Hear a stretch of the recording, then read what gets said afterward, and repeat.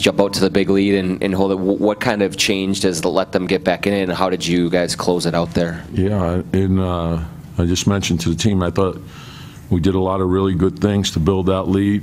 And in this league, if you let your guard down just a little bit, they can make up ground quickly, and they did. And with the way that you shoot threes, once it got back inside 10, now you're fighting for your life again. And then, but I thought we made some tough plays down the stretch. And so the important thing is getting the win, continue to improve, get ready for the next game.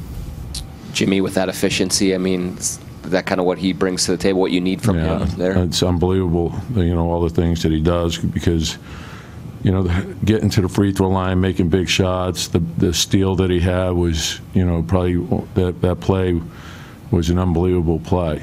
It was great anticipation, read the play great, and that's the difference between winning and losing right there.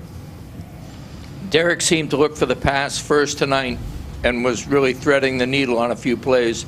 A little bit different than the previous night. Not that, just he less shot-oriented, more pass-oriented. Yeah, well, I mean, he's playing the two, and that's what I like about having those two guys in there together, with he and Tyus. And I thought Derrick played really well with the starters, too. And Derrick is a terrific talent.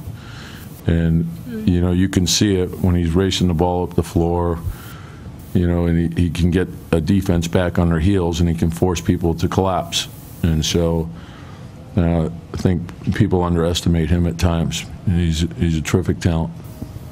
Coach, have you ever seen anything like tonight, from the way it started to MVP chance at night? Have you ever seen a guy win over a crowd it's the NBA. Completely? The NBA, he loves it.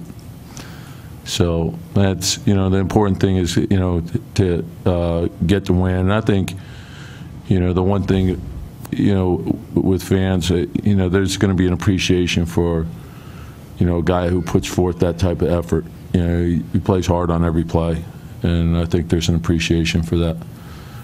Tom, Carl, a little quieter offensively, but it seemed like he made some big defensive plays for you guys. Yeah, he did. Yeah, he did. We got to get him going. He's not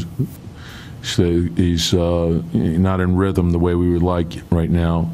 So, we got to continue to work at that. Tom, would you like to bottle that second quarter? Yeah, it was terrific. It was terrific. We got stops. We got into the open floor. There was pressure on their defense. I thought they shared the ball. Overall, I thought, we shared the ball really well. Turnovers were low. Got to the free throw line quite a bit. I thought there were several other, opportunities that we had where we got hit and we didn't get the call. But that's the way it goes sometimes. Coach, you said Derrick's kind of underappreciated as maybe a player. Has he also kind of been underappreciated as a leader in this group? Yeah. I think his teammates know that. The guys that he's been around, and he's no different today than he was when he was the MVP of the league. He's a real humble guy, and I think that the more time everyone spends around him, the more you can see that. And he's very unique in the sense that there were a lot of nights, obviously, when he was MVP, he had a lot of points, but he was always happiest when we won and when his teammates did well. And there were a lot of games in which, he might have 10 points, 10 assists, and someone else had 25, and he'd be thrilled for that person and for the team. That's who he is. It seemed like you guys looked purposefully for Tolliver a little bit more. Was that a point of emphasis in between the two games? I think the San Antonio was different because there was probably a little more switching, and Cleveland switched quite a bit too.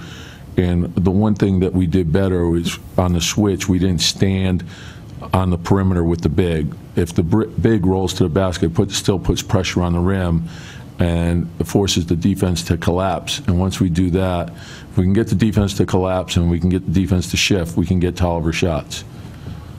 You had that nice second quarter where it really seemed like the defense was feeding the offense very well, but there's another big scoring first quarter. Is that something that's common in the early games of a season for a team? It's interesting because, and you're bringing up a good point, I think the game is being called a lot differently right now, and so the players are adjusting. and you're seeing a lot of fouls and teams getting to the bonus very quickly. And so it seems in general, I don't know, it's it's very small sample size, but it seems like there are a lot of high-scoring games right now. How good is it with that bench and Jimmy unit that works so well together? Well, they have a little bit of everything. It's like when you have three guys, and sometimes, when we put Wig out there and Jimmy's at the 4, you have 4 guys that can break a defense down off the dribble and can play fast. And the whole key for us is to get that big rolling so we can get pressure on the rim. And if that guy's sprinting around into pick and rolls, the offense is going to be very good. We're going to score a lot of points. Tom, you mentioned that the fans will notice the effort from a guy like Jimmy. Are you hoping that they would see the same type of effort from the head coach as well? I just like to be consistent. I prefer my players working that way. But, like we know, we felt we got great support last year, and we appreciate the fans being here. And the second half of last season, it was phenomenal, the atmosphere in the building, and I think winning does that. When you win, people will come out, and you can win them over by how hard you play, how smart you play, and how together you play. And so if they see that, there'll be an appreciation for it. Anthony might be the first guy that you've had since you've been here, which is really dedicated and committed to spacing the floor. What can that do for an offense just to have a guy like that who's such an interesting? A lot. I thought, we had Belly last year who really filled that role too. And I think just having, a stretch 4 that has size, and his team defense is very good, but it just opens things up and sets up the penetration for Tyus and Derrick. And then, of course, when Jimmy's out there, the floor is really spread. And so once you force the defense to collapse, if there's a kick out, and I think we're doing a good job of also cutting, and so when we can take advantage of, points in the paint, free throws. I know we took 25 threes, I think, tonight. We made 10, so that's good.